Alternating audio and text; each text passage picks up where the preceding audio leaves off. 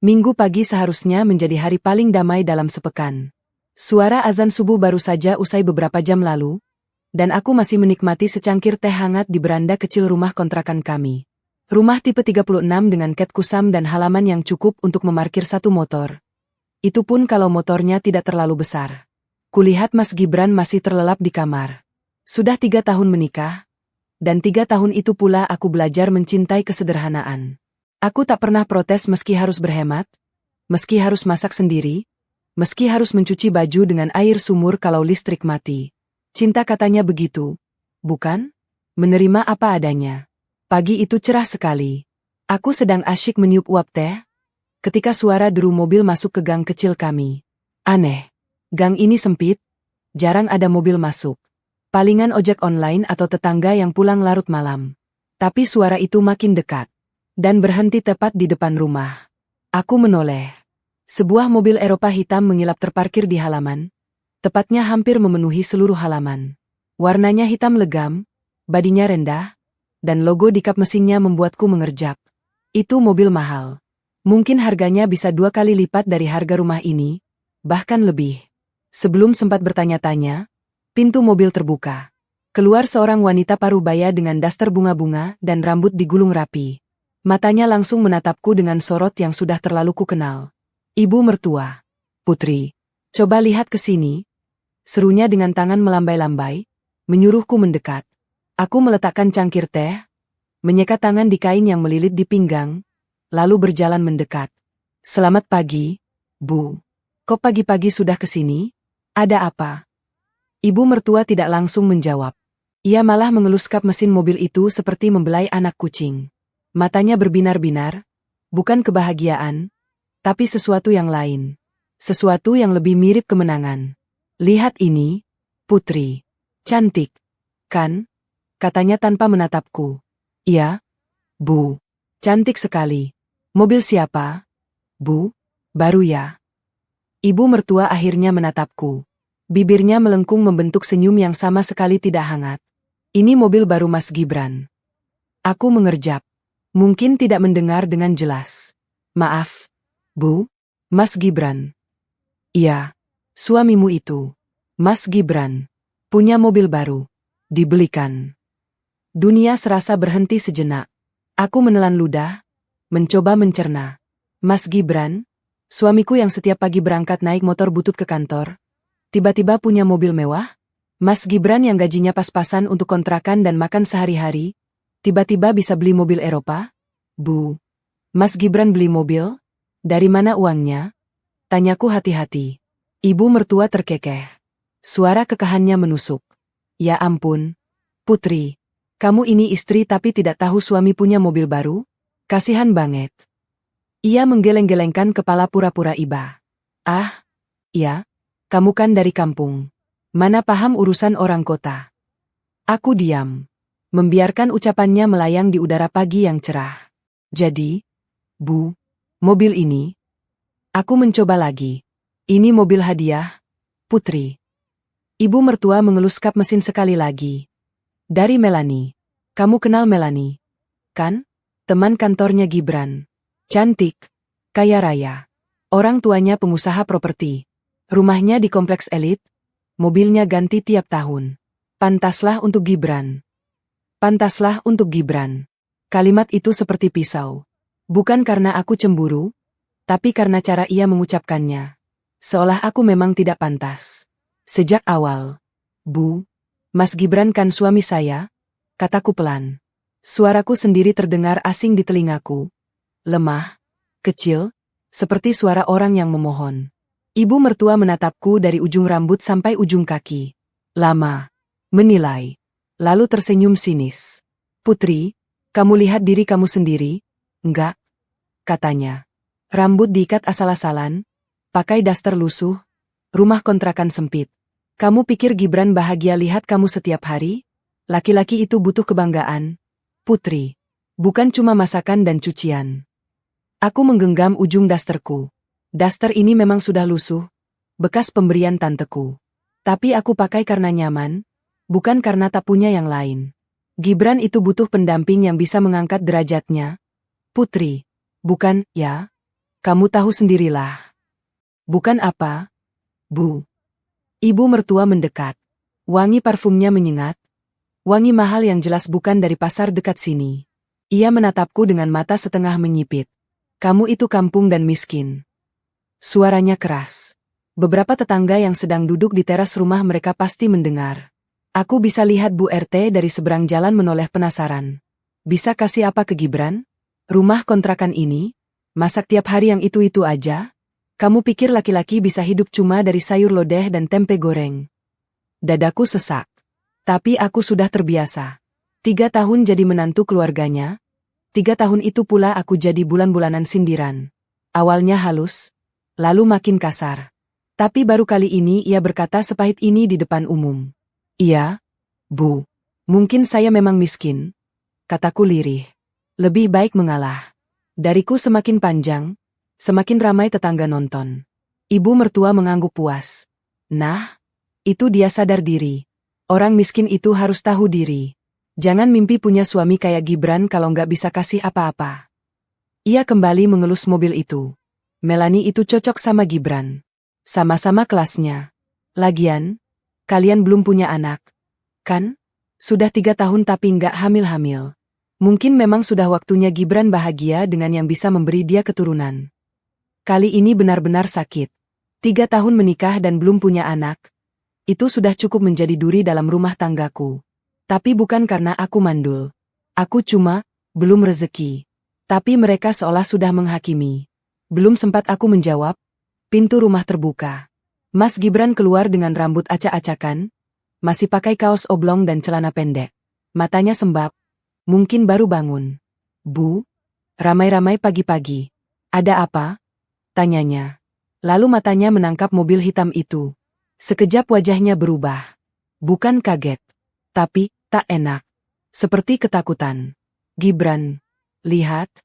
Nak, mobilmu sudah datang. Ibu mertua menyambutnya dengan tangan terbuka. Diantar langsung sama salesnya tadi pagi. Bagus banget. Ya. Mas Gibran menatapku sekilas. Lalu menunduk. Bu, jaga bicara. Biar saja, Mas. Potongku cepat. Aku balas tersenyum padanya. Senyum yang mungkin tidak ia mengerti. Senyum yang kuharap bisa menutupi dadaku yang hancur berkeping-keping. Mas Gibran mendekat. Suaranya lirih. Putri, kamu gak marah? Aku menggeleng. Kenapa harus marah? Wajahnya lega. Terlalu lega. Ia pikir aku istri bodoh yang tak mengerti apa-apa. Ia pikir aku akan diam saja melihat suamiku diberi mobil oleh perempuan lain. Tapi aku bukan bodoh. Aku hanya memilih waktu yang tepat. Mas Gibran menghela napas lega, lalu menghampiri ibunya. Mereka berbicara tentang mobil itu dengan suara pelan. Sesekali ibu mertua tertawa. Aku masih berdiri di tempatku, memandang mereka dari jauh. Ibu mertua kemudian membuka pintu mobil dan mengajak Mas Gibran masuk. Ayo, nak, coba test drive. Ibu mau lihat kamu nyetir mobil mewah. Pantas banget. Mas Gibran menatapku lagi. Putri, ikut. Aku menggeleng. Biar Mas sama ibu dulu. Aku bersihin rumah. Mereka pergi. Mobil hitam itu melaju pelan keluar gang, meninggalkan gurat asap tipis. Beberapa tetangga masih mengintip dari balik jendela. Bu RT tersenyum sinis padaku, mungkin ikut-ikutan menghina. Aku kembali ke beranda. Tehku sudah dingin. Tapi hatiku masih panas. Mobil hitam itu kembali ke halaman kontrakanku menjelang maghrib. Suara mesinnya yang halus begitu kontras dengan lingkungan sekitar. Deru motor tua, suara anak-anak main bola di gang, dan aroma gorengan dari warung Bu RT. Mobil itu seperti bangsawan yang tersesat di kampung kumuh. Mas Gibran turun dengan wajah berseri. Ibu mertua dari kursi penumpang melambai padaku yang sedang menjemur pakaian di halaman belakang. Aku pura-pura tidak melihat. Putri, coba lihat. Gibran bawa mobilnya sudah lancar. Teriak ibu mertua seolah aku tuli. Ku hampiri mereka perlahan. Mas Gibran tersenyum canggung. Maaf tadi lama, sekalian beli bensin. Ibu mertua memotong. Belinya di pom bensin yang ada cafenya. Putri, jadi kami ngopi dulu. Enak lo kopinya? Pasti kamu belum pernah ke sana. Ia tertawa kecil. Aku hanya tersenyum. Ibu mau makan dulu? Saya masak sayur asem dan ikan goreng. Ah, sayur asem lagi? Ibu mertua menghela napas dramatis. Sudahlah, saya pulang saja. Gibran, antar ibu pakai mobil baru kamu. Mas Gibran menatapku. Putri, aku antar ibu dulu. Ya? Silakan, Mas. Mereka pergi lagi. Mobil hitam itu melesat meninggalkan gang yang mulai gelap. Aku kembali ke dapur, menghidangkan makan malam untuk satu orang. Malam itu Mas Gibran pulang larut. Sekitar pukul 10, aku mendengar suara mobil masuk gang lagi. Tapi kali ini tidak berhenti di depan rumahku. Mobil itu lewat, lalu berhenti agak jauh.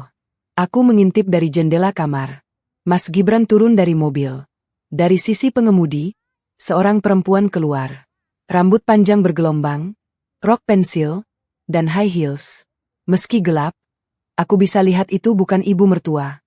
Mereka berbicara sebentar. Lalu perempuan itu meraih tangan Mas Gibran dan menggenggamnya. Mas Gibran tidak menarik tangannya, malah tersenyum. Lalu perempuan itu masuk kembali ke mobil, melaju pergi.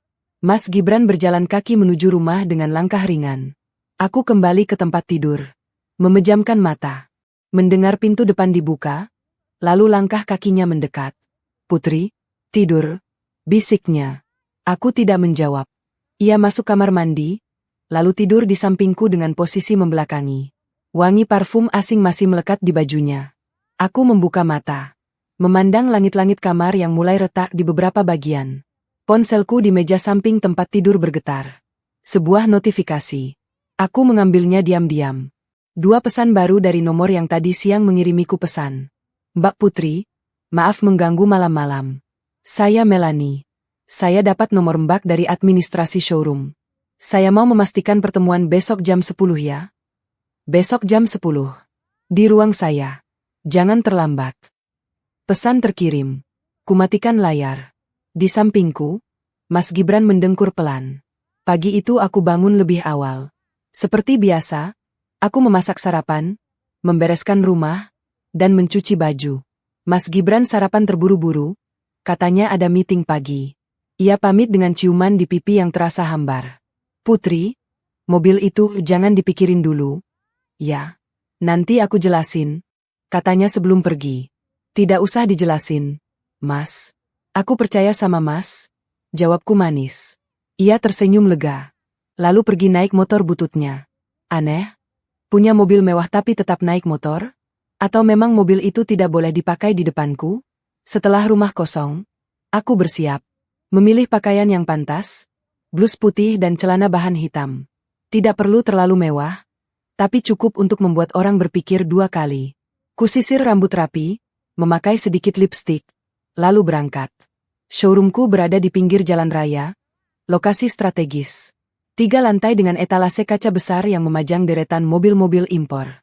Di atap, papan nama besar bertuliskan, Puri Motor, dengan lampu neon yang menyala terang malam hari. 2 pegawai menyambutku di pintu. Selamat pagi, Mbak Putri. Selamat pagi. Siapa yang sudah datang? Ada Mbak Melanie sudah nunggu sejak 8:30. Mbak, saya suruh tunggu di ruang tamu. Aku mengangguk. Bawa ke ruang kerja saya. Siapkan berkas cicilannya. Langkahku mantap memasuki showroom. Beberapa calon pembeli menoleh. Mungkin bertanya-tanya siapa perempuan ini yang disambut hormat para pegawai. Aku tersenyum kecil dalam hati. Ruang kerjaku di lantai 2, sederhana tapi elegan. Meja kayu jati, kursi kulit, dan dinding kaca yang menghadap langsung ke ruang pamer di bawah. Dari sini aku bisa melihat semua aktivitas. Pintu terbuka. Seorang perempuan masuk. Cantik. Harus kuakui itu. Rambut panjang sebahu, wajah tirus dengan make-up flawless. Blus sutra warna krem dan rok span hitam. Tumit setinggi 10 cm. Wangi parfumnya, sama seperti yang melekat di baju Mas Gibran semalam.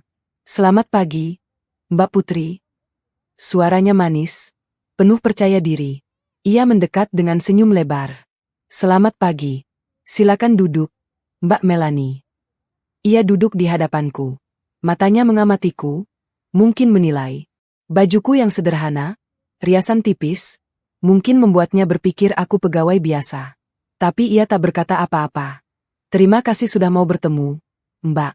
Saya sangat terbantu, katanya sambil membuka tas mahal, merek terkenal yang harganya mungkin sebulan UMR. Dari dalam ia mengeluarkan map tebal. Saya hanya mengangguk. Menerima map itu, membukanya perlahan. Ini berkas cicilan mobil saya. Saya mau lunasi semua sekalian, Mbak. Sudah setahun ini saya cicil, tapi bunganya lumayan besar. Saya dapat rezeki lebih, jadi sekalian dilunasi. Aku membaca berkas itu. Nama, Melanie Andriani. Mobil, SUV Eropa hitam, tahun terbaru. Harga, 1,8 miliar. Uang muka, 500 juta. Sisa cicilan, 1,3 miliar. Jangka waktu, 3 tahun. Cicilan per bulan, sekitar 40 juta. Dan di kolom tunggakan, tertulis merah. Tunggakan 6 bulan. Total tunggakan denda, 270 juta. Aku mengangkat alis. Mbak Melanie, ini tunggakannya 6 bulan. Totalnya 270 juta. Ini sudah masuk surat peringatan ketiga. Wajah Melanie berubah. Senyumnya mengeras. Itu, saya lagi ada masalah cash flow, Mbak. Tapi sekarang sudah lancar. Saya bisa bayar lunas sekalian. Baik. Tapi sebelum itu, saya mau tanya sesuatu. Silakan, Mbak. Aku menatap matanya. Mobil ini, Mbak Melanie, dipakai siapa? Melanie terdiam. Kedipan matanya cepat, tanda gugup. Maksud Mbak Putri? Saya lihat di data, mobil ini atas nama Mbak Melanie. Tapi kemarin, mobil ini dipamerkan di depan rumah saya sebagai mobil suami saya. Saya hanya ingin klarifikasi. Wajah Melanie pucat. Bukan pucat biasa, pucat seperti orang baru melihat hantu. Mulutnya terbuka, tapi suara tak keluar. Mbak Putri, maksudnya, rumah Mbak Putri yang mana? Kontrakan kecil di gang sempit. Yang kemarin didatangi ibu mertua saya yang pamer mobil ini. Ibu mertua saya bilang, mobil ini hadiah dari Mbak Melanie untuk suami saya. Saya hanya ingin konfirmasi, apakah itu benar? Sunyi. Sunyi yang panjang dan berat. Melanie menunduk. Tangannya gemetar di atas pangkuan. Ketika ia mengangkat wajah, air mata sudah menggenang di sudut matanya. Mbak Putri, saya minta maaf. Maaf untuk apa? Untuk semuanya. Ia terisak. Saya dan Mas Gibran kami. Kamu selingkuh dengan suami saya? Potongku datar. Kamu belikan dia mobil dengan cara mencicil di showroom saya.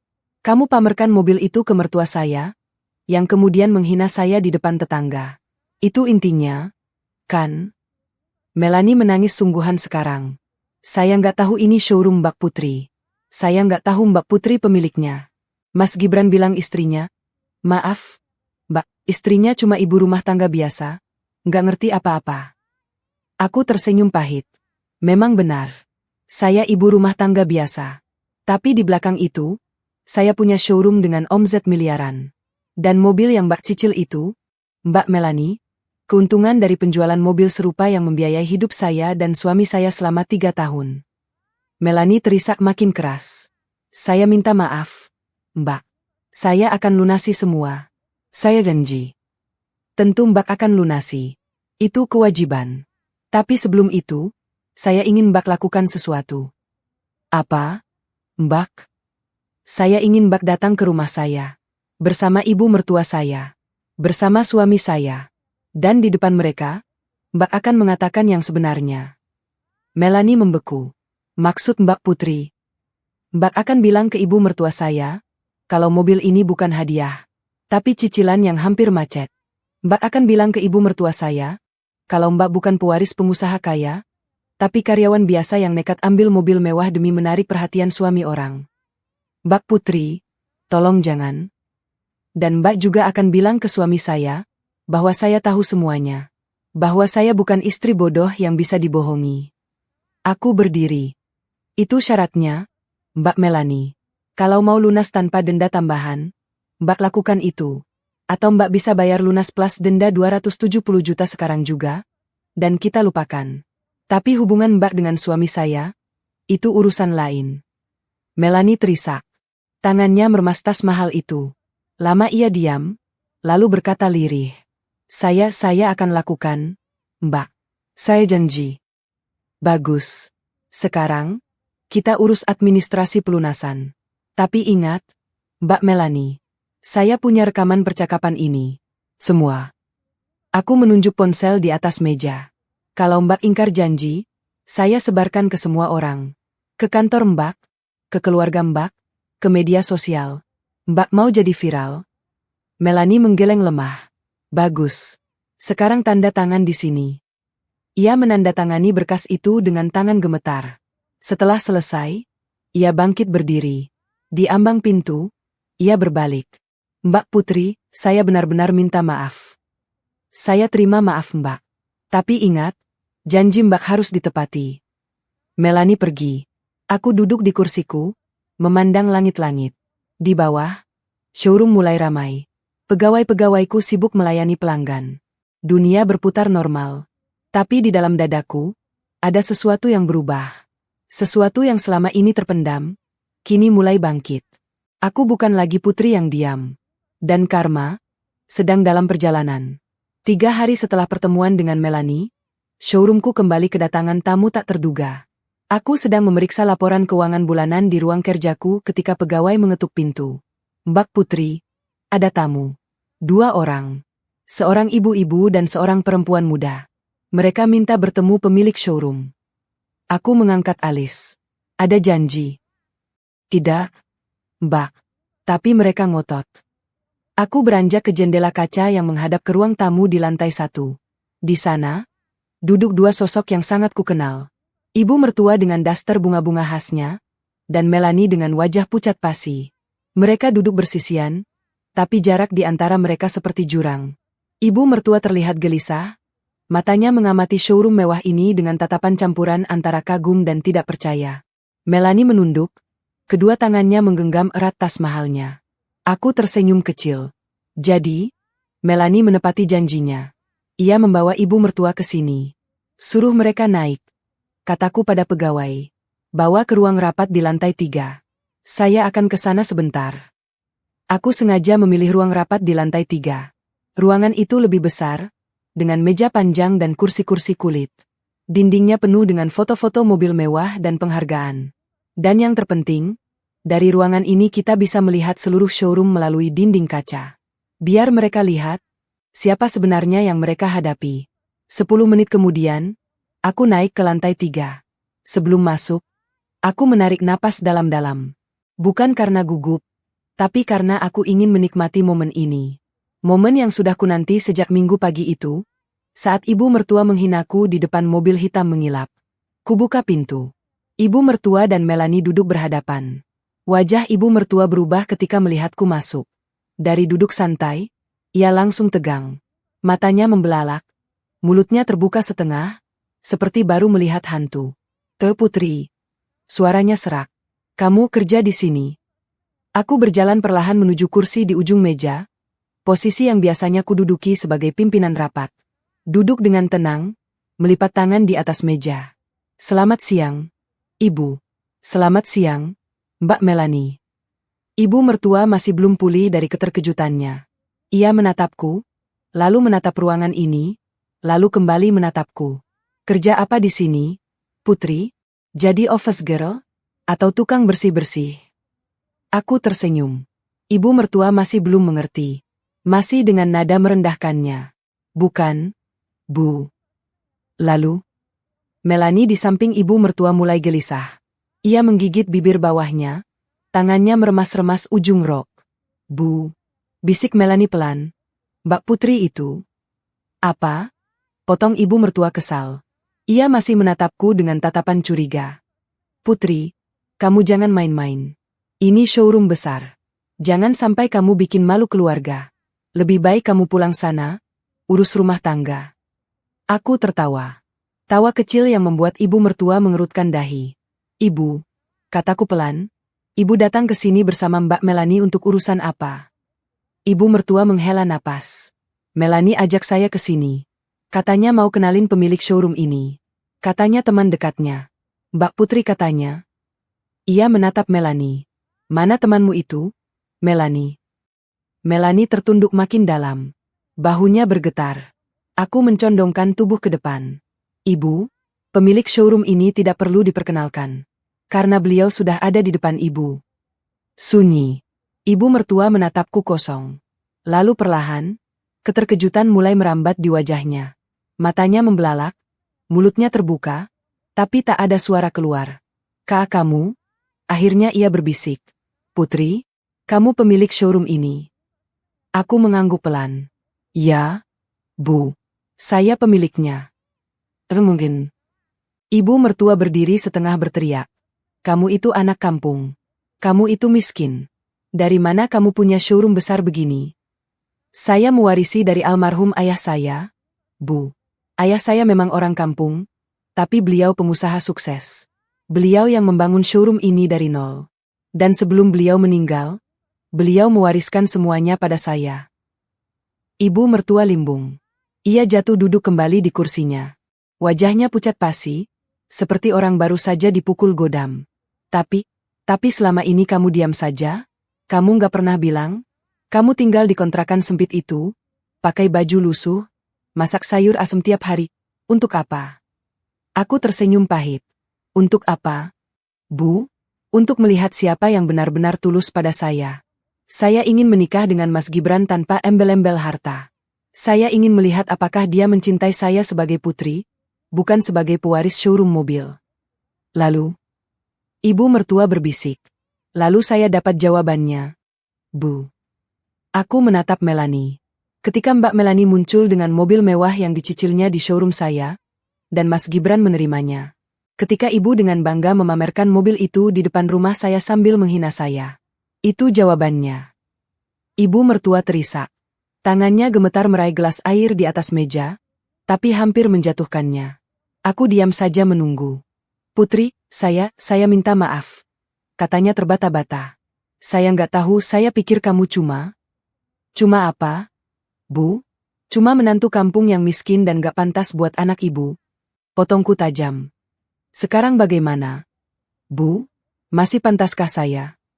Ibu mertua menangis sungguhan. Air matanya jatuh membasahi pipi keriputnya. Untuk pertama kalinya dalam 3 tahun, aku melihatnya menangis di depanku.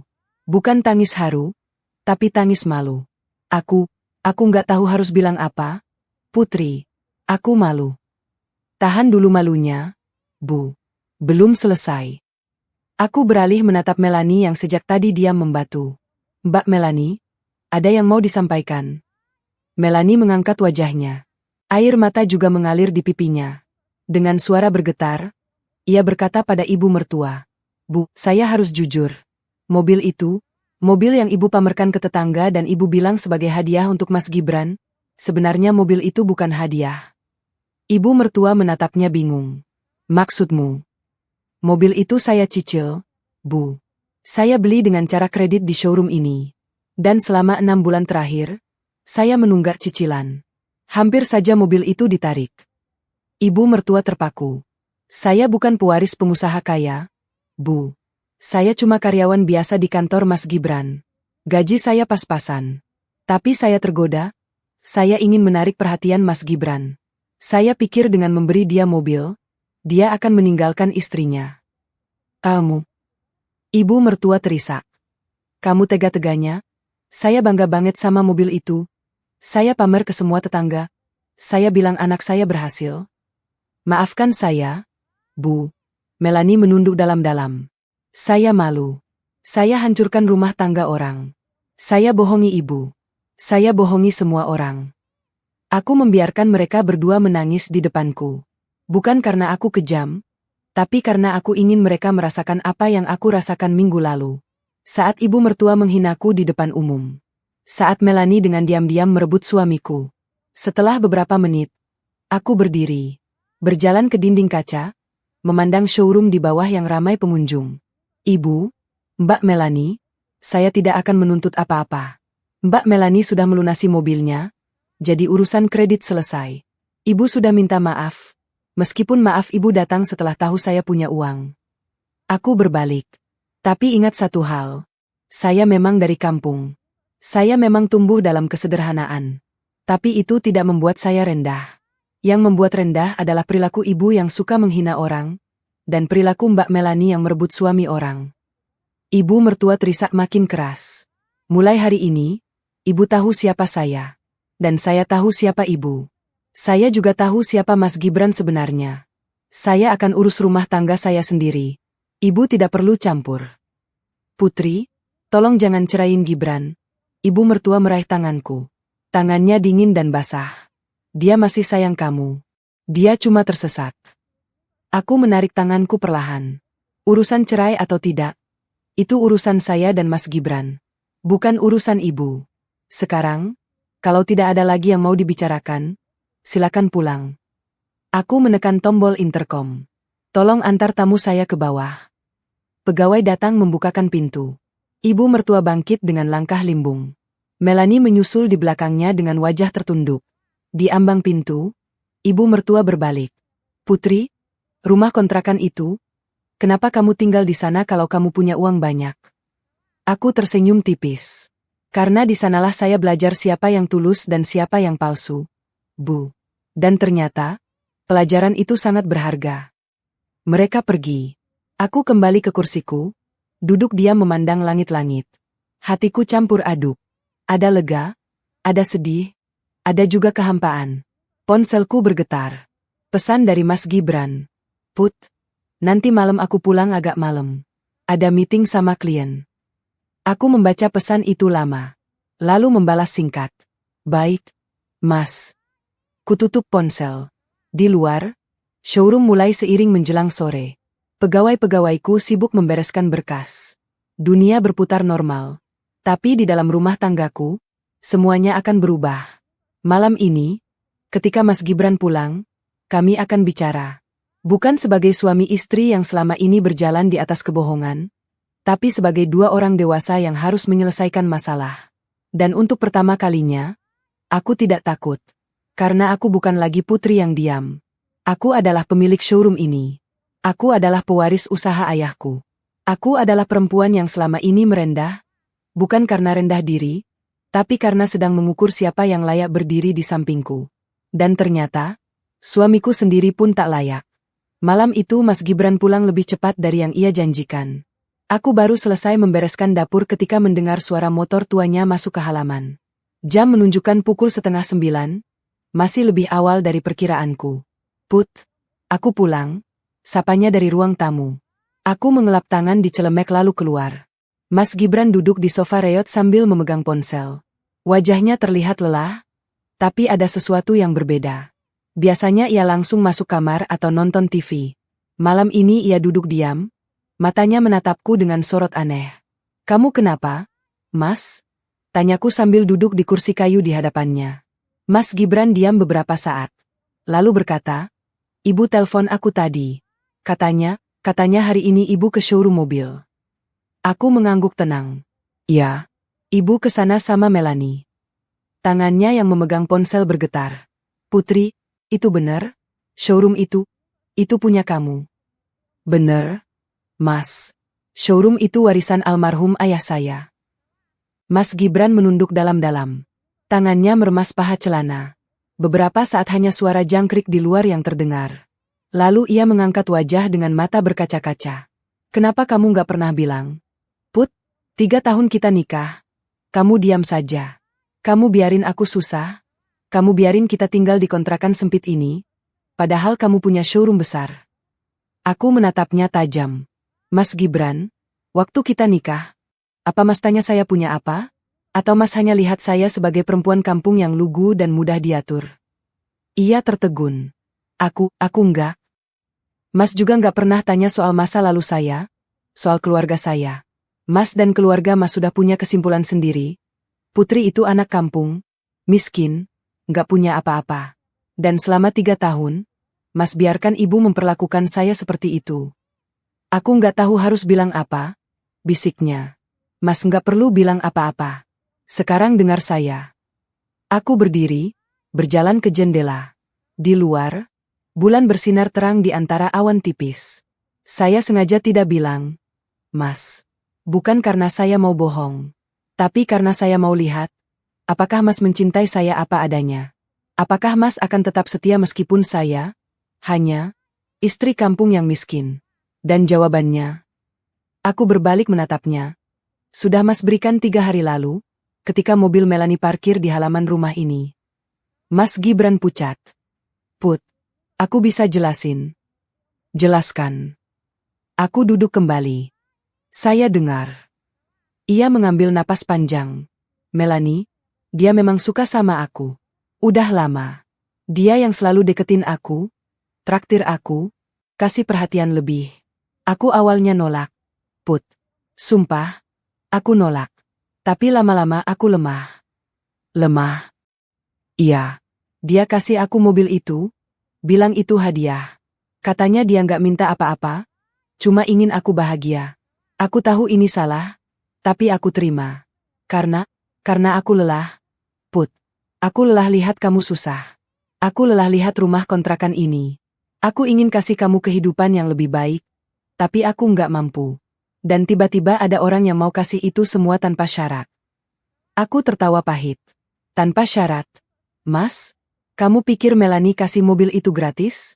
Itu mobil cicilan, Mas. Dan dia tunggak 6 bulan. Hampir ditarik leasing. Kalau saya bukan pemilik showroom itu, mungkin hari ini mobil itu sudah dirampok orang. Mas Gibran terkejut. Cicilan? Tapi dia bilang. Dia bilang apa? Dia bilang dia pewaris pengusaha kaya? Bohong. Mas. Dia karyawan biasa di kantor Mas. Gajinya cukup untuk hidup sendiri, apalagi buat nyicil mobil mewah. Mas Gibran diam.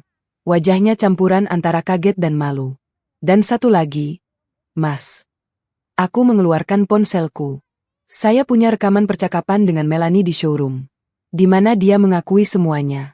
Bahwa dia sengaja mendekati Mas, sengaja memberi mobil itu, sengaja membuat Mas tergoda. Dan yang lebih menyakitkan, Ibu Mas tahu semua ini dan mendukungnya. Mama tahu. Tahu? Ibu Mas yang pertama kali pamer mobil itu ke tetangga. Ibu Mas yang bilang saya kampung dan miskin, nggak pantas buat Mas. Ibu Mas yang mendoakan Mas bahagia dengan Melanie. Air mata mengalir di pipi Mas Gibran. Untuk pertama kalinya dalam 3 tahun, aku melihatnya menangis. Put, aku minta maaf. Aku minta maaf banget. Aku nggak tahu semua ini. Aku pikir Melanie tulus. Aku pikir Mama cuma khawatir sama aku. Aku nggak tahu kalau mereka merendahkan kamu di belakang. Di depan, Mas. Bukan di belakang. Ibu menghina saya di depan umum, di depan tetangga. Dan Mas hanya diam. Aku salah. Put. Aku salah banget.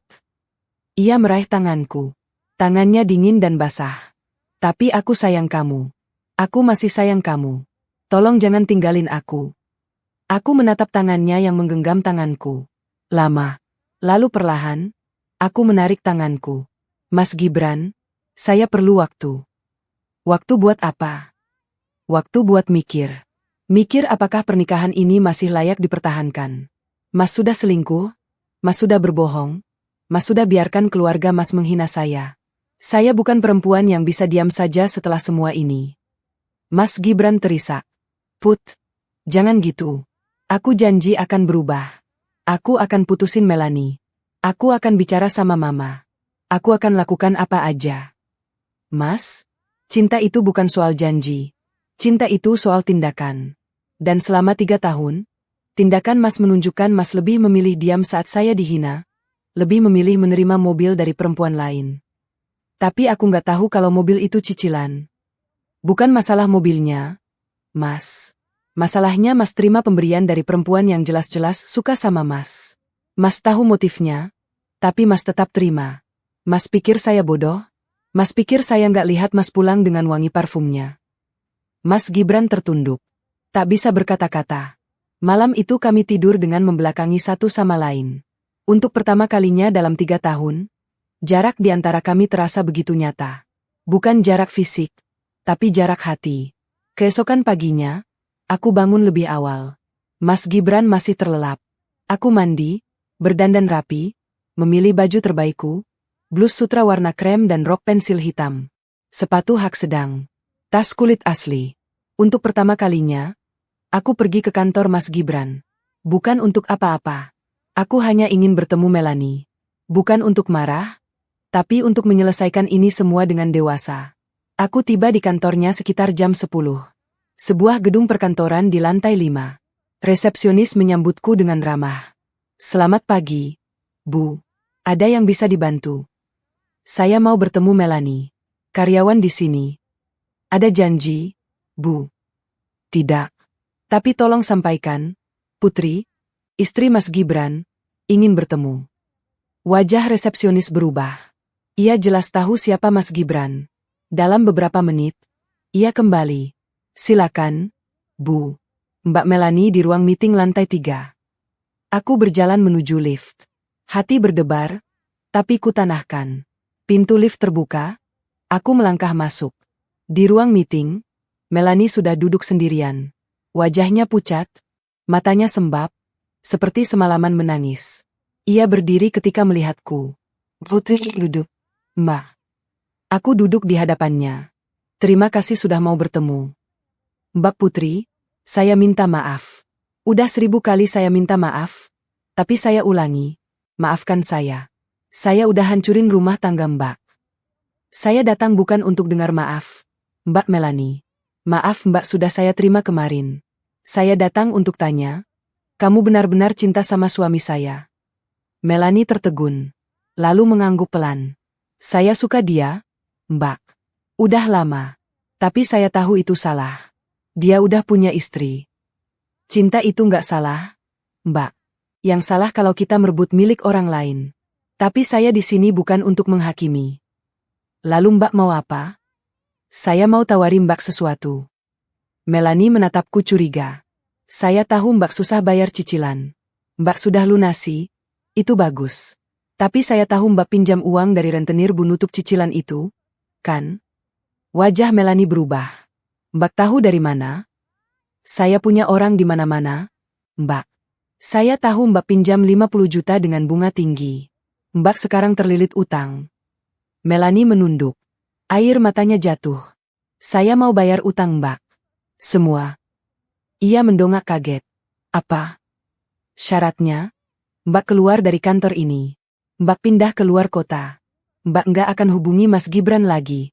Mbak mulai hidup baru. Mbak Putri, kenapa Mbak mau bantu saya? Saya musuh Mbak. Aku tersenyum tipis. Mbak Melanie, saya nggak punya musuh. Yang ada, orang yang tersesat. Mbak tersesat. Saya bantu Mbak kembali ke jalan benar. Melanie terisak. Saya nggak tahu harus bilang apa. Nggak usah bilang apa-apa. Cuma, Mbak harus janji. Janji nggak akan ulangi ini lagi. Sama suami orang atau siapapun. Saya janji, Mbak. Saya janji. Aku berdiri. Transfer akan masuk hari ini. Mbak cek rekening. Dan satu lagi. Apa? Mbak? Ajak ibu mertua saya ke showroom besok. Saya mau bicara dengannya. Dan kali ini, saya mau dia dengar semuanya langsung dari Mbak. Melanie mengangguk patuh. Aku meninggalkan ruang meeting itu dengan langkah ringan. Di lobi, resepsionis menatapku dengan rasa hormat yang baru. Aku hanya tersenyum. Saat lift menuruni gedung, ponselku bergetar. Pesan dari Mas Gibran. Put, kamu di mana? Aku bangun kamu udah nggak ada. Kubalas singkat. Di luar. Nanti pulang. Lift terbuka. Aku melangkah keluar ke lobi yang ramai. Orang-orang berlalu lalang, sibuk dengan urusan masing-masing. Tak ada yang tahu, perempuan sederhana ini baru saja menyelesaikan satu babak dalam hidupnya. Babak di mana ia bukan lagi korban. Babak di mana ia mengambil kendali. Dan di luar sana, matahari bersinar terang. Seperti hati ini yang mulai terang setelah lama gelap. 3 hari setelah pertemuanku dengan Melanie di kantornya, kabar mulai menyebar. Dan seperti biasa, di lingkungan perumahan padat penduduk seperti tempat tinggalku, kabar bisa menyebar lebih cepat dari virus. Awalnya aku tidak menyadarinya. Aku masih menjalani rutinitas seperti biasa, bangun pagi, masak, beres-beres rumah, lalu pergi ke showroom. Mas Gibran masih tidur di rumah, tapi kami seperti 2 orang asing yang berbagi kamar. Jarang bicara, jarang bertatap mata. Ia tahu aku butuh waktu, dan ia memberikannya. Tapi pagi itu, ketika aku keluar rumah untuk menyapu halaman, suasana terasa berbeda. Bu RT yang biasa duduk di teras sambil nyemil, tiba-tiba menyapaku dengan senyum lebar. Senyum yang tidak biasa. Biasanya ia hanya mengangguk cuek, kadang malah pura-pura tidak melihat. Tapi pagi ini, ia bangkit dari kursinya dan menghampiriku. "Selamat pagi, Mbak Putri," sapanya ceria. Aku agak kaget. Selamat pagi, Bu RT." Wah, rajin banget pagi-pagi udah nyapu. Mbak Putri ini istri solelah banget. Ya. Ia terkekeh. "Mau minum kopi nggak?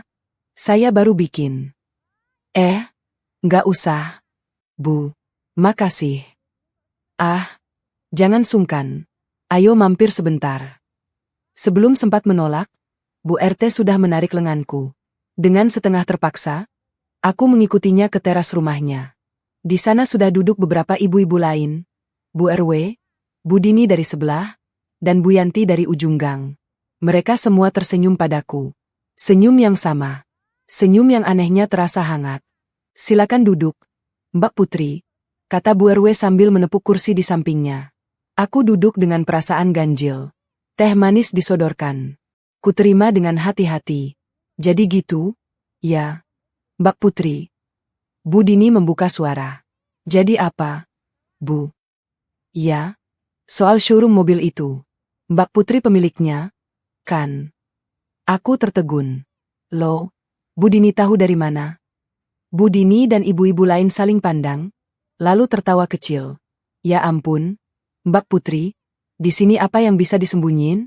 Semua tahu," kata Bu Yanti. "Kemarin ada yang lihat Mbak Putri masuk ke showroom besar di pinggir jalan raya itu. Terus ditanyain ke pegawainya, katanya Mbak Putri pemiliknya." "Bukan pegawai, tapi pemilik," timpal Bu RW. "Mbak Putri ini bosnya." Aku tersenyum canggung. "Iya, Bu. Memang showroom itu milik saya. Warisan almarhum ayah." Para ibu itu bergumam kagum. Bu RT menepuk pahanya. "Nah, gitu. Saya dari dulu curiga Mbak Putri ini orangnya sederhana banget, tapi kelakuannya halus. Nggak kayak orang susah." Ternyata bener. Bu Dini mencondongkan badan. "Terus?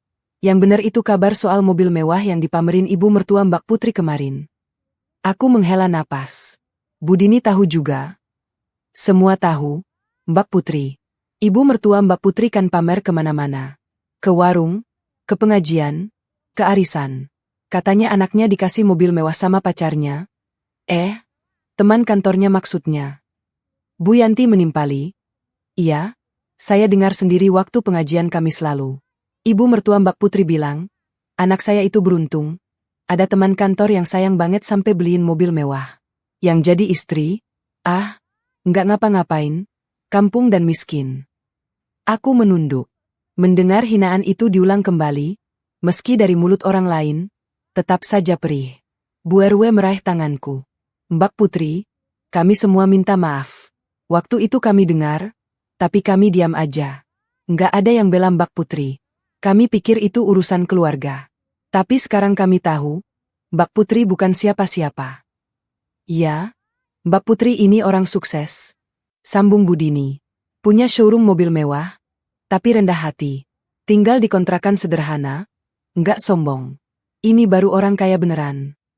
Aku tersenyum haru. "Makasih, Bubu. Tapi saya tetap sama seperti dulu. Saya nggak berubah." "Justru itu," seru Bu RT. "Mbak Putri nggak berubah. Yang berubah itu ibu mertua Mbak Putri. Sekarang dia jadi bahan gunjingan di mana-mana." "Maksudnya?" Bu Yanti terkekeh. "Mbak Putri belum tahu. Ya? Sekarang ibu mertua Mbak Putri jadi bulan-bulanan di arisan. Waktu arisan kemarin, dia datang dengan muka jutek kayak biasa. Pas duduk, ibu-ibu langsung pada nyeletuk. 'Bu, gimana kabar mobil mewahnya? Udah lunas belum?' Aku terkejut. Mereka berani bilang gitu. Berani banget." Bu Dini tertawa. "Terus ada yang nimpalin. Katanya mobil itu hadiah dari calon mantu baru." "Ya? Kok sekarang calon mantunya kabur?" Ibu mertua Mbak Putri merah padam. "Mbak, dia nggak bisa ngomong apa-apa." Bu RW menambahkan, "Dia pulang duluan dari arisan. Katanya sakit perut. Tapi kami tahu, dia sakit hati." Aku diam memproses semua informasi ini. Jadi, inilah rasanya karma. Ibu mertuaku yang dulu sombong dan suka menghina, kini jadi bahan tertawaan. Terus, lanjut Bu Yanti, kabar soal mobil itu juga udah nyebar. Katanya mobil itu bukan hadiah, tapi cicilan. Dan yang nyicil itu, apa namanya? Gundiknya suami Mbak Putri. Ya. Aku mengangguk pelan. Iya, Bu. Tapi itu sudah selesai. Mobilnya sudah dilunasi. Ya ampun, Mbak Putri sabar banget. Bu Dini geleng-geleng kepala. Digituin sama suami, sama mertua, Mbak Putri malah bantuin lunasin mobil musuh. Aku tersenyum. Saya nggak bantuin musuh, Bu. Saya bantu orang yang tersesat. Mbak Melani sudah minta maaf. Dia juga sudah berjanji akan mulai hidup baru. Ah, Mbak Putri ini malaikat apa sih? Bu Yanti tertawa. Kalau sudah saya gebukin tuh perempuan. Kami semua tertawa.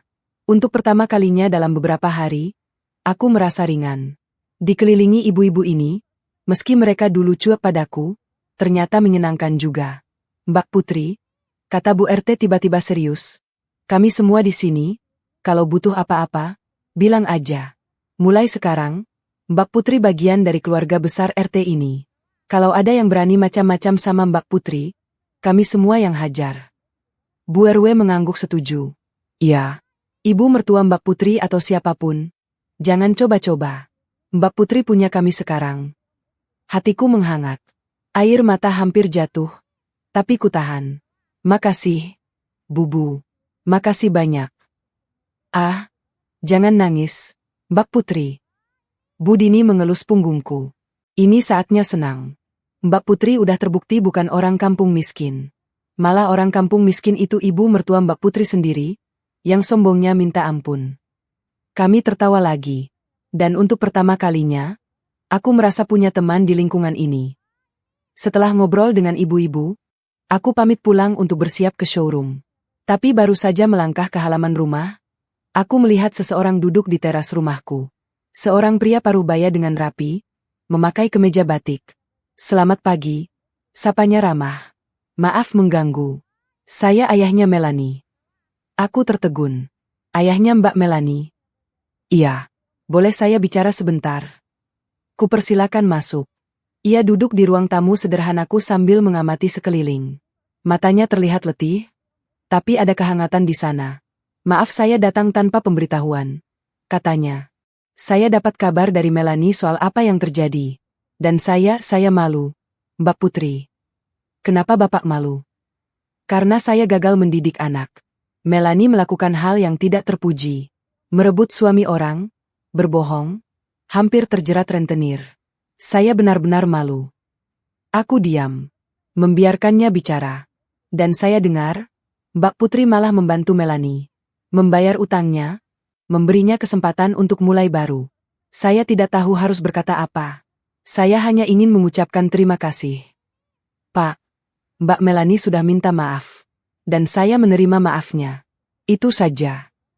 Tapi ayah Melani menggeleng. Tidak, Mbak Putri. Maaf saja tidak cukup. Saya ingin mengganti semua kerugian Mbak Putri. Pak, saya tidak rugi apa-apa. Rugi secara moral, Mbak Putri. Suami Mbak Putri direbut, nama baik Mbak Putri dijatuhkan, keluarga Mbak Putri dihina. Itu semua tidak bisa dinilai dengan uang, tapi setidaknya saya ingin. Pak, potongku lembut. Saya benar-benar tidak butuh ganti rugi. Yang saya butuhkan, Mbak Melani benar-benar berubah. Itu saja. Ayah Melani menunduk. Tangannya merogoh saku, mengeluarkan amplop coklat. Ini titipan dari Melani. Katanya untuk Mbak Putri. Saya tidak tahu isinya, tapi dia minta saya sampaikan. Kuterima amplop itu, kubuka. Di dalamnya ada surat tulisan tangan. Mbak Putri, saya sudah di Jakarta sekarang. Mulai kerja baru, hidup baru. Saya ingin mengucapkan terima kasih. Terima kasih sudah memaafkan saya. Terima kasih sudah membayar utang saya. Terima kasih sudah memberi saya kesempatan kedua. Saya tidak akan pernah lupa kebaikan Mbak Putri. Saya juga tidak akan pernah ulangi kesalahan saya. Saya berjanji akan jadi pribadi yang lebih baik. Maafkan saya sekali lagi. Dan tolong jaga Mas Gibran. Dia pria yang lemah, Mbak. Dia butuh Mbak Putri. Salam. Melani. Aku membaca surat itu 2 kali. Lalu tersenyum. Kulipat rapi dan simpan di saku. Terima kasih sudah mengantarnya, Pak. Sampaikan pada Mbak Melanie, saya doakan yang terbaik untuknya. Ayah Melanie berdiri. Matanya berkaca-kaca. Mbak Putri, semoga Tuhan membalas kebaikan Mbak Putri. Amin. Ia pergi. Aku berdiri di ambang pintu, memandangnya hingga hilang di tikungan gang. Lalu kembali masuk, mengambil sapu, dan melanjutkan menyapu halaman. Di luar, matahari semakin tinggi. Ibu-ibu mulai beraktivitas. Anak-anak berlarian. Hidup berjalan normal. Tapi ada yang berbeda. Ada kehangatan baru di hatiku. Bukan karena balas dendam terbalas, bukan karena mertua terhina, tapi karena kebaikan yang kembali padaku, meski tak pernah ku minta. Dan di seberang jalan, Bu RT melambai padaku. Aku melambai kembali. Senyum. Untuk pertama kalinya dalam 3 tahun, aku merasa rumah kontrakan kecil ini benar-benar rumah. Hari Kamis itu adalah hari arisan bulanan di kompleks perumahan ibu mertua. Biasanya, ibu mertua akan berdandan paling cantik, datang paling awal, dan duduk di tempat paling strategis agar semua orang bisa melihatnya. Tapi hari ini berbeda. Sejak pagi, ibu mertua sudah gelisah. Ia bolak-balik ke jendela, melihat ke arah rumah-rumah tetangga. Beberapa ibu sudah mulai berdatangan ke rumah Bu Ketua Arisan, yang jaraknya hanya 3 rumah dari tempatnya. Ibu mertua ragu-ragu. Haruskah ia datang? Bu, kok belum berangkat? Suami ibu mertua bertanya dari ruang tamu. Sebentar, ini masih nyiapin. Jawabnya gugup. Sejujurnya, ibu mertua takut. Seminggu terakhir ini, ia sudah merasakan perubahan sikap tetangga-tetangganya. Biasanya mereka ramah, menyapa dengan hangat. Tapi sekarang, mereka hanya tersenyum sinis, kadang berbisik-bisik ketika melihatnya. Bahkan di warung Bu Atun, langganannya selama puluhan tahun, ia merasa dijauhi. Tapi ibu mertua tetap memberanikan diri. Ia tak mau dikatakan lemah. Dengan daster baru dan lipstik tebal, ia melangkah ke rumah Bu Ketua Arisan. Begitu memasuki halaman, ia sudah merasakan atmosfer yang berbeda. Para ibu yang biasanya ngobrol ramai, tiba-tiba diam. Semua mata tertuju padanya. Ibu mertua tersenyum canggung, berusaha tegar. Selamat siang, ibu-ibu, sapanya. Dari belakang, seseorang berbisik cukup keras hingga terdengar. Ditatap aja udah panas, apalagi diajak ngomong. Ibu mertua pura-pura tidak mendengar. Ia mencari tempat duduk, tapi kursi-kursi yang tersedia semuanya berjarak. Seolah para ibu sengaja memberi jarak darinya. Akhirnya ia duduk di kursi paling pinggir, dekat pintu. Bu Ketua Arisan membuka acara dengan doa, lalu dilanjutkan arisan. Tapi suasana tidak seperti biasanya. Obrolan ringan tentang resep masakan atau gosip artis, kali ini tidak ada.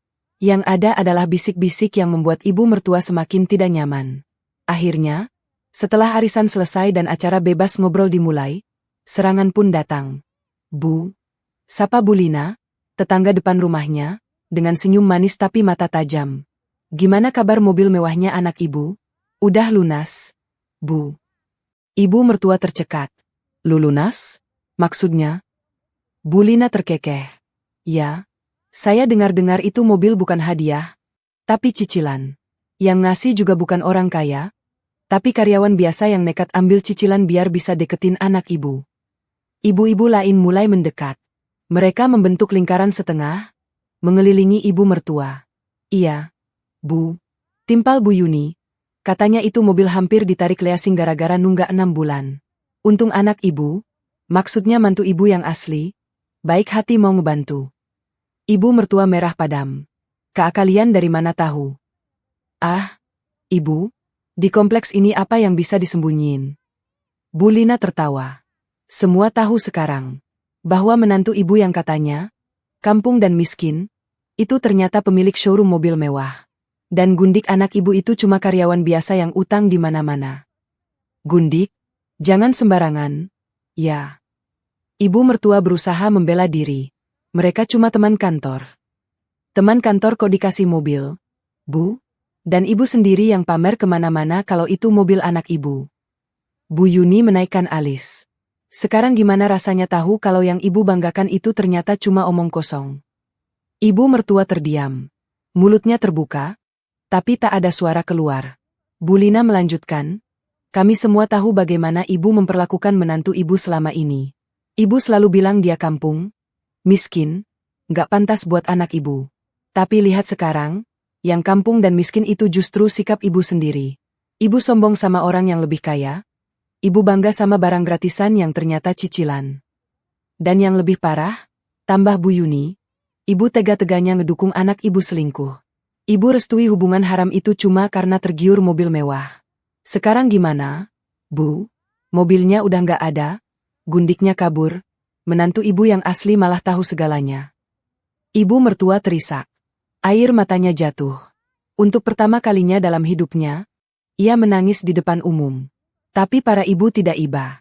Mereka justru semakin menjadi. Jangan nangis, Bu. Ini saatnya ibu introspeksi diri, kata Bulina, nada suaranya sedikit melunak. Kami semua di sini sudah lama tahu sifat ibu. Tapi kami diam karena kami pikir itu urusan pribadi. Tapi sekarang ibu sudah mencoreng nama baik kompleks ini dengan kasus selingkuh anak ibu.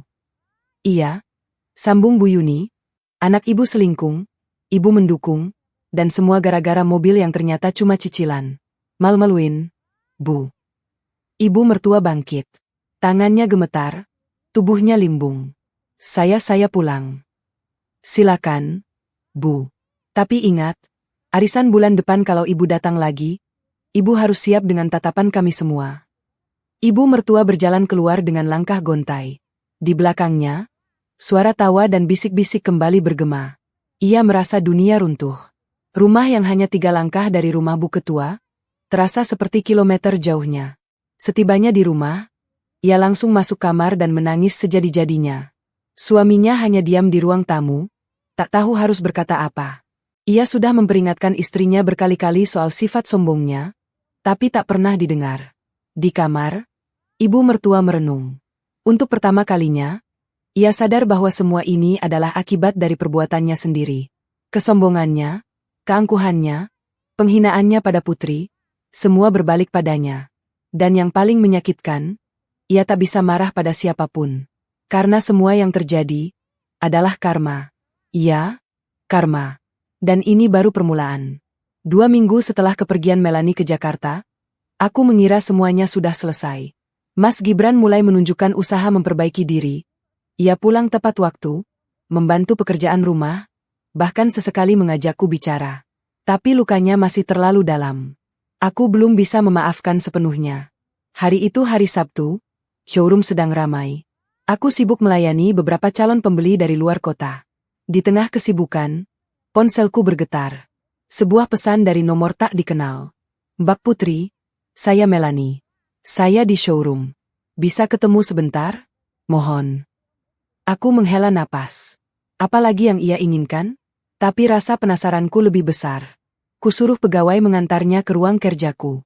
10 menit kemudian, pintu terbuka. Melani masuk. Aku terkejut melihat penampilannya. 2 minggu lalu ia pergi dengan rapi, make up sempurna, dan tas mahal. Sekarang, rambutnya diikat asal, wajah tanpa riasan, mata sembab, dan baju kusut. Ia membawa tas ransel lusuh, bukan tas mahal yang dulu. Mbak Putri, sapanya lirih. Silakan duduk. Mbak Melani, ada apa? Ia duduk di hadapanku. Tangannya gemetar. Beberapa kali ia membuka mulut, tapi suara tak kunjung keluar. Akhirnya, ia menangis. Saya diam, membiarkannya menangis. Setelah beberapa menit, ia mulai bicara. Mbak Putri, saya hamil. Dunia serasa berhenti. Aku menatapnya lekat-lekat. Hamil? Anak siapa? Melani terisak makin keras. Anak Mas Gibran. Aku diam. Tidak marah, tidak kaget. Hanya diam. Rasanya seperti ada yang meremas dadaku, tapi anehnya aku sudah menduga ini. Dari awal, dari cara Melani menatap Mas Gibran, dari caranya begitu nekat merebut suami orang, aku sudah curiga ada yang lebih dalam. Sudah berapa bulan? Tanyaku tenang. 3 bulan, Mbak. 3 bulan. Berarti sebelum mobil itu dipamerkan, sebelum semua keributan ini, mereka sudah melakukan hubungan terlarang. Mas Gibran berbohong selama ini. Lalu apa yang Mbak Melanie harapkan dari saya datang ke sini? Melanie mengangkat wajahnya yang basah. Saya nggak tahu harus kemana, Mbak. Saya sudah diusir dari rumah kontrakan di Jakarta karena nggak bayar. Saya dipecat dari kantor karena sering bolong. Saya nggak punya uang. Orang tua saya, mereka malu sama saya. Ayah saya sakit jantung setelah tahu saya hamil. Jadi Mbak Melanie mau saya kasih uang? Bukan, Mbak. Bukan itu. Ia menggeleng keras. Saya mau minta maaf. Saya mau Mbak Putri tahu bahwa saya sudah menerima akibat dari perbuatan saya. Saya hamil, diusir, dipecat, dijauhi keluarga. Saya sudah merasakan karma, Mbak. Aku menatapnya lama. Air matanya mengalir deras. Tangannya memegang perutnya yang belum terlihat membesar. Tapi kenapa Mbak Melanie datang ke saya? Bukan ke Mas Gibran. Mas Gibran. Melanie tertawa pahit. Sudah seminggu ini saya coba hubungi dia. Pesan saya tidak dibalas. Telepon saya ditolak. Saya bahkan datang ke kantornya. Katanya dia sudah pindah. Saya datang ke rumah ibu mertua Mbak. Rumah ibunya Mas Gibran. Saya diusir. Beliau bilang, jangan bawa masalah kamu ke sini. Anak saya nggak mau tahu. Aku menghela napas. Jadi seperti itu. Mas Gibran yang katanya ingin berubah, ternyata lari dari tanggung jawab. Dan ibu mertua yang dulu mendukung hubungan mereka, kini berpaling saat tahu Melanie tidak punya apa-apa. Mbak Melanie, saya bisa bantu Mbak. Tapi bukan karena saya baik. Saya bantu karena janin di perut Mbak tidak bersalah. Dia tidak minta dilahirkan dari hubungan haram. Melanie terisak makin keras. Makasih, Mbak. Makai. Tapi ada syaratnya.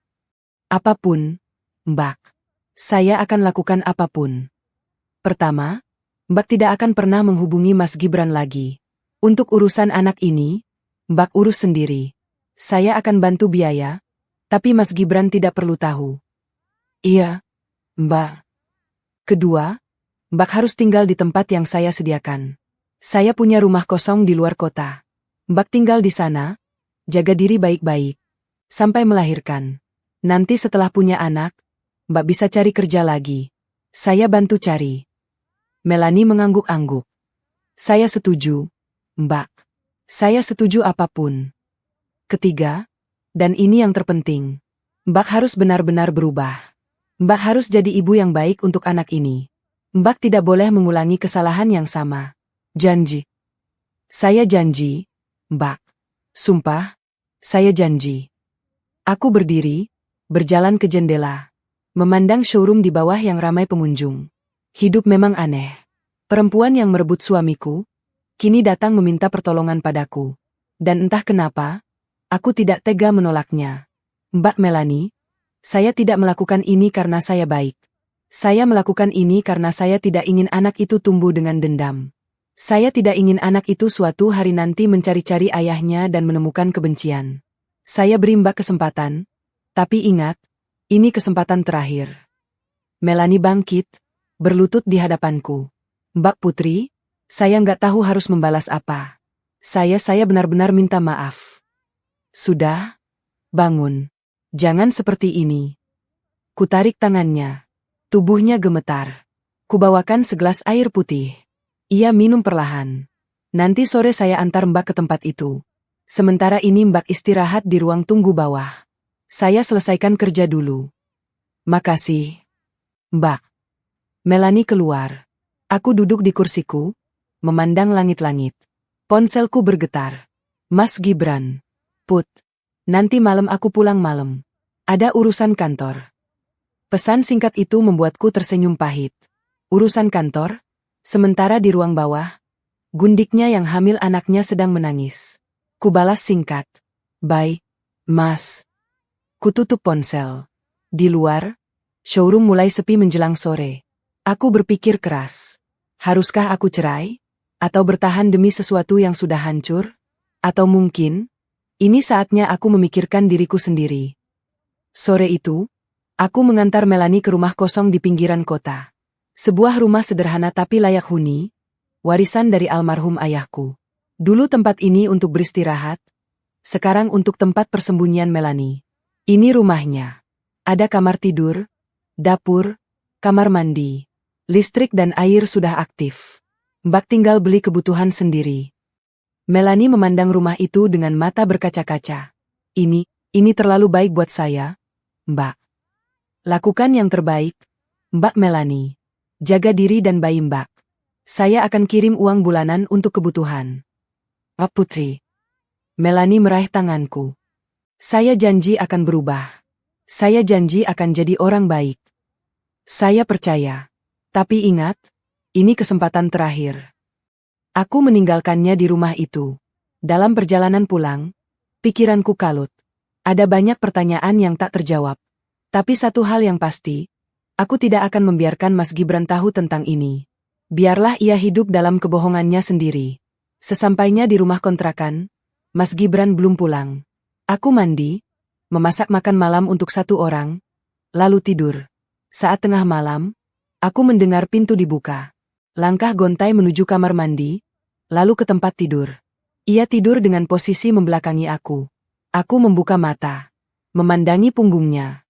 Laki-laki ini, suamiku, ayah dari anak dalam kandungan Melanie, tidur pulas tanpa tahu bahwa kekasih gelapnya kini berada di rumah peninggalan ayahku. Aku tersenyum pahit, lalu memejamkan mata.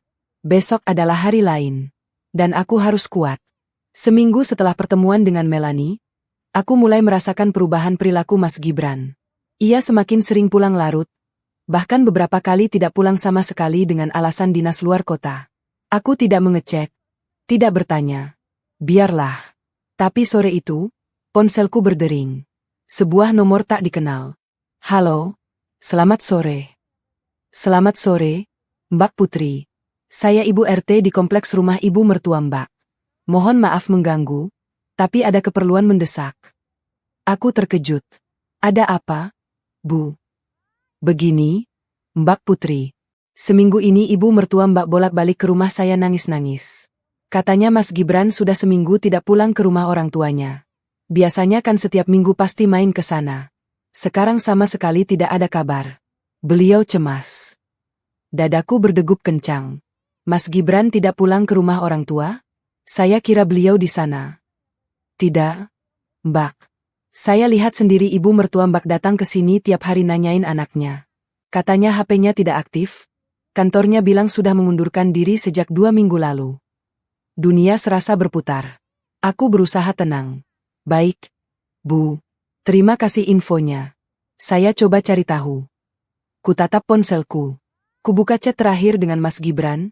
2 hari lalu, ia bilang sedang di luar kota untuk urusan kantor. Kubuka aplikasi bank. Rekening bersama kami masih aman. Tapi rekening pribadinya, aku tidak punya akses.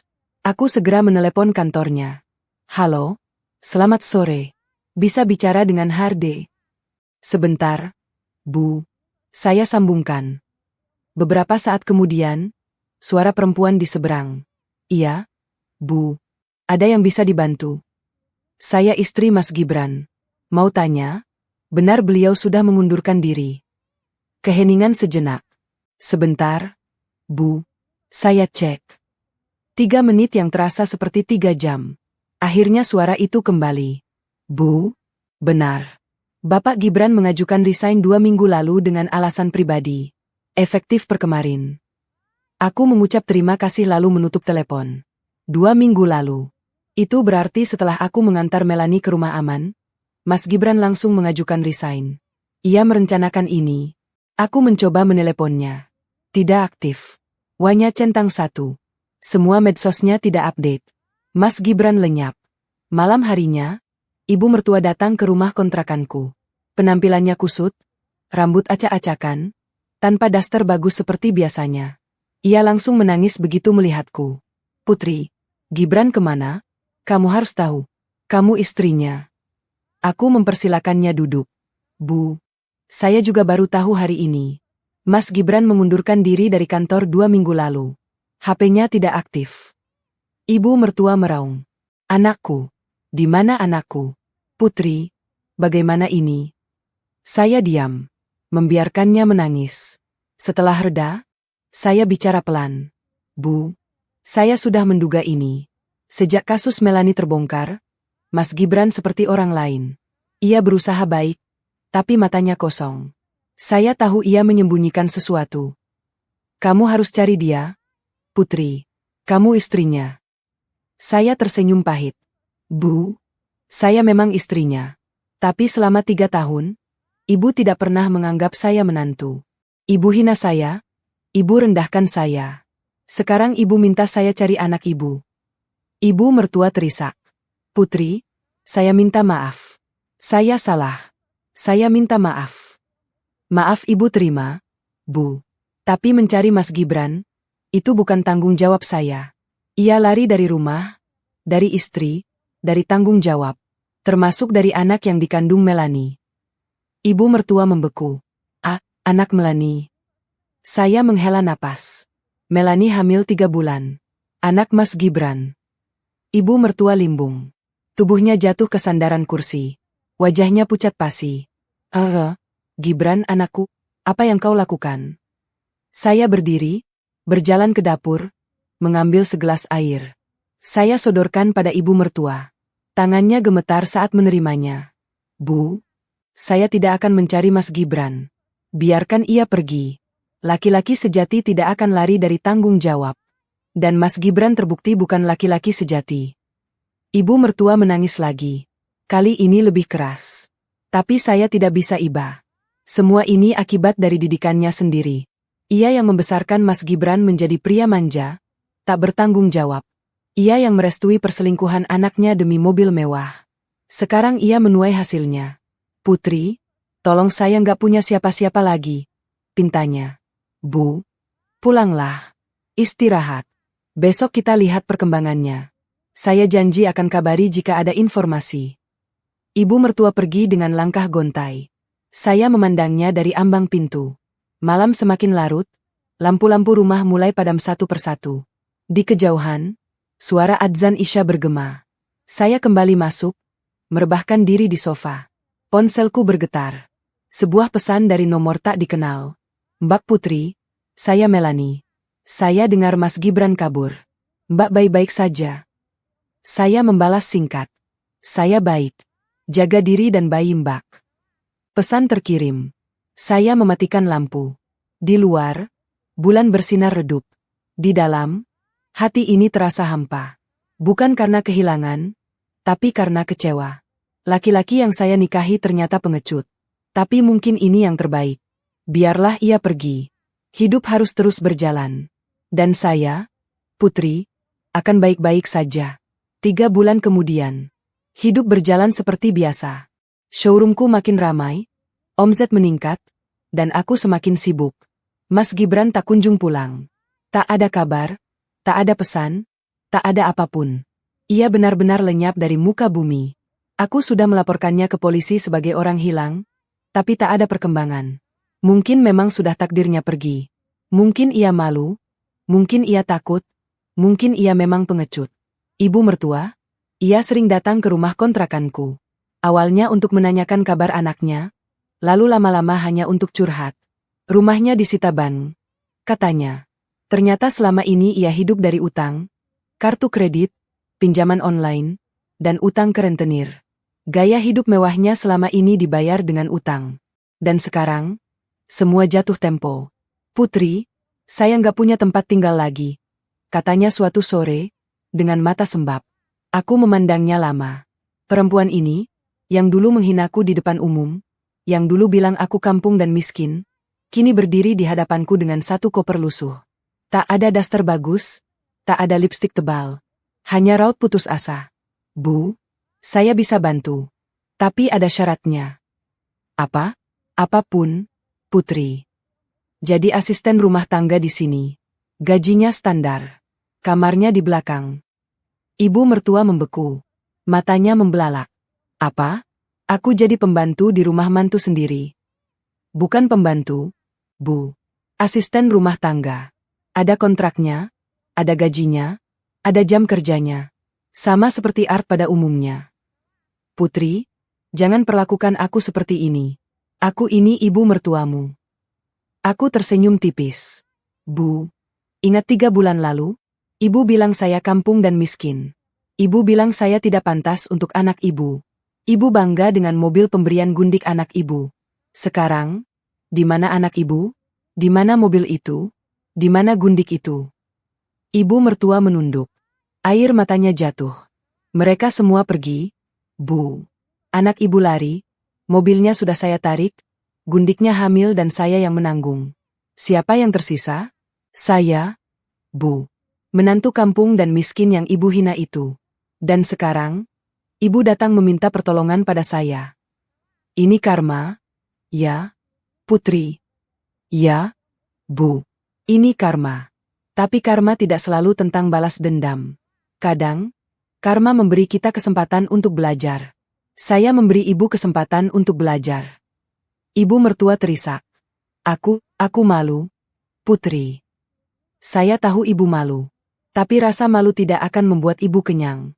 Ibu butuh tempat tinggal, butuh uang. Dan saya menawarkannya. Setelah lama terdiam, ibu mertua mengangguk pelan. Baiklah, saya terima. Hari pertama ibu mertua bekerja, tetangga-tetangga heboh. Bu RT yang rumahnya di seberang, langsung datang dengan alasan pinjam gula. Matanya membelalak melihat ibu mertua memakai celemek dan menyapu halaman. Ibu, loh, kok? Ibu mertua menunduk malu. Iya, Bu RT. Saya sekarang bantu-bantu di sini. Bu RT menatapku dengan tatapan bertanya.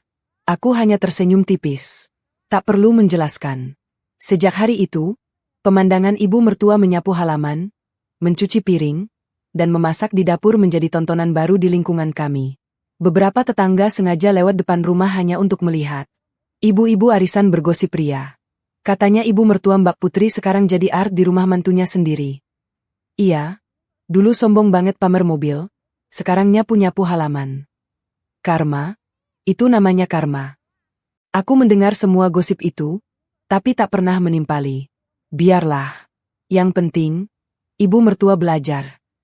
2 bulan kemudian, perlahan, ibu mertua berubah. Tangannya yang dulu hanya untuk memegang tas mahal, kini terampil memasak sayur asem, masakan yang dulu ia hina. Ia rajin membersihkan rumah, bahkan kadang membantu di showroom jika sedang sepi. Suatu sore, kami duduk di beranda. Ibu mertua menyodorkan secangkir teh. Putri, aku mau ngomong sesuatu. Iya, Bu. Aku minta maaf. Bukan karena aku butuh tempat tinggal, tapi karena aku sadar. Aku salah. Aku sudah memperlakukanmu dengan buruk selama 3 tahun. Aku buta oleh harta dan gengsi. Aku lupa bahwa yang paling berharga adalah orang yang tulus. Aku diam, mendengarkan. Kau, Putri, selama ini tulus. Kau terima Gibran apa adanya, kau rawat dia, kau masak untuknya. Tapi aku buta. Aku lebih bangga pada perempuan yang memberi Gibran mobil daripada yang memberi Gibran kasih sayang. Aku bodoh. Ibu tidak bodoh, Bu. Ibu hanya tersesat. Dan kau, meski sudah disakiti, tetap menolongku. Kau beri aku tempat tinggal, kau beri aku pekerjaan. Kau bahkan menanggung Melanie dan anaknya. Ibu mertua terisak. Aku tidak pantas mendapat kebaikanmu. Aku meraih tangannya. Bu, saya melakukan ini bukan karena saya baik, tapi karena saya percaya, setiap orang berhak mendapat kesempatan kedua. Saya memberi ibu kesempatan, sama seperti saya memberi Melanie kesempatan. Tapi aku sudah sangat jahat padamu. Bu, dendam tidak akan membuat saya bahagia. Yang membuat saya bahagia adalah melihat ibu berubah, melihat ibu jadi pribadi yang lebih baik. Ibu mertua memelukku erat, menangis di pundakku. Untuk pertama kalinya, pelukannya terasa hangat. Bukan pelukan palsu seperti dulu. 6 bulan kemudian, showroomku merayakan ulang tahun ke-10. Acara besar digelar di halaman showroom. Semua pegawai, relasi bisnis, dan tetangga diundang. Aku berdiri di panggung kecil, memberikan sambutan. Terima kasih untuk semua yang hadir. Perjalanan 10 tahun ini penuh suka dan duka. Tapi saya bersyukur, di sisi saya selalu ada orang-orang yang tulus. Aku menatap ibu mertua yang duduk di barisan depan, rapi dengan kebaya sederhana. Di sampingnya, Melanie duduk dengan bayi laki-laki menggemaskan di pangkuannya, bayi yang lahir 2 bulan lalu, yang kami beri nama Harapan. Ya, Melanie melahirkan bayi laki-laki sehat. Aku yang membiayai persalinannya. Aku yang membantu merawatnya. Aneh? Mungkin. Tapi inilah hidup. Tak terduga. Setelah sambutan, ibu mertua mendekat. Putri, aku mau ngomong sesuatu. Iya, Bu. Aku bangga padamu. Bukan karena showroom ini, bukan karena uangmu, tapi karena hatimu. Kau mengajari aku arti keluarga, arti ketulusan. Aku tersenyum. Terima kasih, Bu. Dari kejauhan, Melanie mendekat dengan bayi di gendongannya. Mbak Putri, aku juga mau ngomong. Silakan. Aku dan ibu sudah bicara. Kami mau minta izin tinggal bersama Mbak Putri. Bukan sebagai art atau apa, tapi sebagai keluarga. Aku bisa bantu di showroom, ibu bisa bantu di rumah. Kami ingin jadi keluarga yang utuh. Aku tertegun, memandang mereka bergantian. Dua perempuan yang dulu menjadi sumber lukaku, kini menawarkan diri menjadi keluargaku. Apa Mbak Putri keberatan? Tanya Melanie cemas. Aku menghela napas panjang. Lalu tersenyum. Tidak. Saya tidak keberatan. Mereka berdua tersenyum lega, hampir menangis. Tapi ingat, kataku tegas, kali ini kita bangun keluarga yang benar-benar keluarga. Jangan ada lagi kebohongan, jangan ada lagi pengkhianatan. Janji, Mbak Putri, kata Melanie. Saya juga janji, sambung ibu mertua. 1 tahun kemudian, rumah kontrakan kecil itu sudah kutinggalkan. Kini aku tinggal di rumah yang lebih besar, bersama ibu mertua, Melanie, dan si kecil harapan. Showroomku buka cabang baru. Melanie menjadi manajer di sana, bekerja sungguh-sungguh. Ibu mertua mengurus rumah, memasak, dan merawat harapan saat kami bekerja. Suatu malam, kami bertiga duduk di ruang keluarga. Harapan tertidur pulas di pangkuan ibu mertua. Ibu mertua mengusap air matanya. Dulu aku bermimpi punya menantu kaya raya. Ternyata, menantu kaya raya itu sudah ada di depanku sepanjang waktu. Dan aku buta. Sudah, Bu. Lupakan masa lalu. Tapi aku ingin kau tahu, Putri. Aku bangga padamu. Bangga punya menantu sepertimu. Aku tersenyum. Menatap mereka berdua. Lalu menatap harapan yang tidur nyenyak. Hidup memang aneh. Perempuan yang dulu merebut suamiku, kini menjadi saudariku. Ibu mertua yang dulu menghinaku, kini menjadi ibuku sendiri. Dan suamiku yang lari dari tanggung jawab, tak pernah kembali. Di luar, bulan purnama bersinar terang. Malam terasa damai. Hatiku penuh syukur. Karma tidak selalu tentang balas dendam. Kadang, karma adalah tentang mempertemukan orang-orang yang terluka, untuk saling menyembuhkan. Dan inilah karma paling manis. Bukan saat musuh jatuh tersungkur, tapi saat mereka jadi keluarga, dan kamu jadi pemenang dengan cara yang paling mulia.